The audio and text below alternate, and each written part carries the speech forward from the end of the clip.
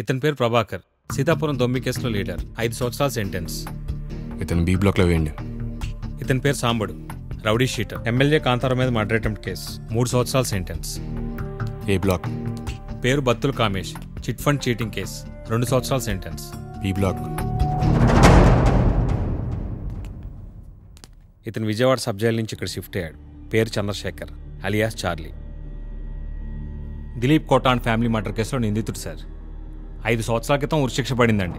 President దగ్గర క్షమాభిక్షకు petition పెట్టాడు. ఆ పిటిషన్ ఇంకా పెండింగ్లోనే ఉంది సార్. పాపం చేసి శిక్ష పడ్డాక కూడా ఈ సిస్టంలో 5 సంవత్సరాలు బతికే ఉన్నావు. అదే చాలా ఎక్కువ.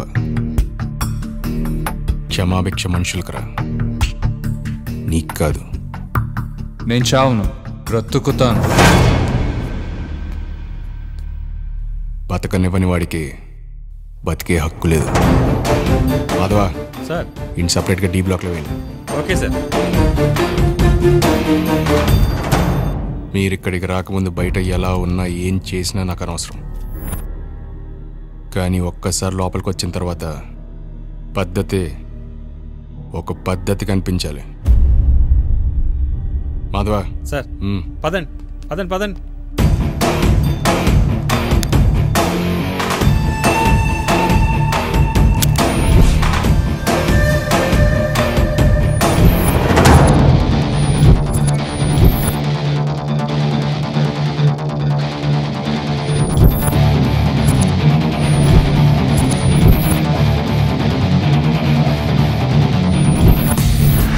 ఇండియాలో అతిపెద్ద డైమండ్ మర్చెంట్లలో చంద్రశేఖర్ అలియాస్ చార్లీ ఒకడు.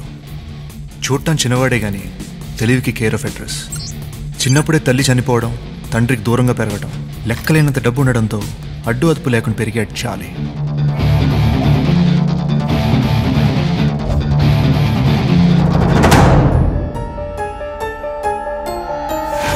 చుట్టూ అమ్మాయిలు, చేతిలో డబ్బు, తలలో పొగరు, తప్పులు చేసే ధైర్యం, తప్పించుకునే తెలివి, ఇవన్నీ చార్లీకి అలవాటైన విషయాలు. చార్లీ తండ్రి దిలీప్ కోట. తండ్రిని మించిన తనయుడు అవుతాడని దిలీప్ కోట నమ్మాడు. కానీ అతను ఊహ కూడా అందరిని తనయుడిగా తయారయ్యాడు చార్లీ. చార్లీకి అస్సలు నచ్చని విషయం దిలీప్ కోట రెండో భార్య భారతీదేవి, ఆమె పిల్లలు. మొదటి భార్య చనిపోయిన 5 సంవత్సరాలకు పెద్దలందరూ కలిసి దిలీప్ కోటకు రెండో పెళ్లి చేశారు. ఆస్తిలో వాటాగానే, కుటుంబంలో ఒకరిగా సంఘంలో గుర్తింపుగానే ఇవ్వటం ఇష్టం లేని చార్లీ తన తండ్రికి భారతీదేవి కుటుంబానికి ఎటువంటి సంబంధం లేదని ఫేక్ ప్రూఫ్స్ క్రియేట్ చేశాడు. దిలీప్ కోట చనిపోయాక కనీసం అతని శవాన్ని చూడటానికి కూడా భారతీదేవిని కానీ వారి పిల్లల్ని కానీ దగ్గరకు రానివ్వలేదు చార్లీ.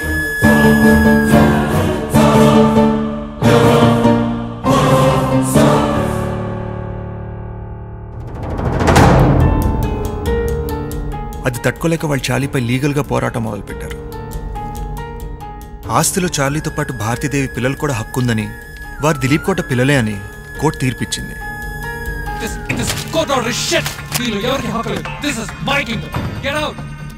ఆ తీర్పును చార్లీ తట్టుకోలేకపోయాడు.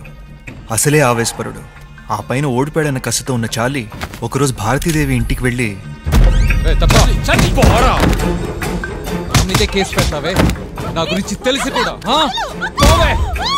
దిలీప్ కోటకి పుట్టింది ఒక్కటే కొడుకు, అది నేను. సరదాకి పుడితే వారసులు అవరే. నేను చార్లీయే.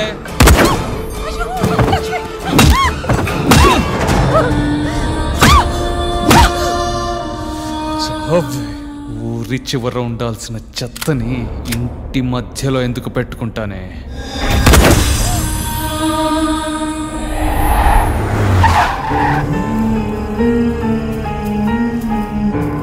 ఆ తర్వాత వాళ్ళ శరీరాలు కనపడకుండా ముక్కలు ముక్కలుగా నరికి ఇటుకబట్టిలో కాల్చేశాడు. భారతీదేవి తన పిల్లల కోసం వెతుకుతూ ఉండగా పోలీస్ ద్వారా వారి శరీర ఆనవాళ్ళ ఆచూకీ తెలిసింది.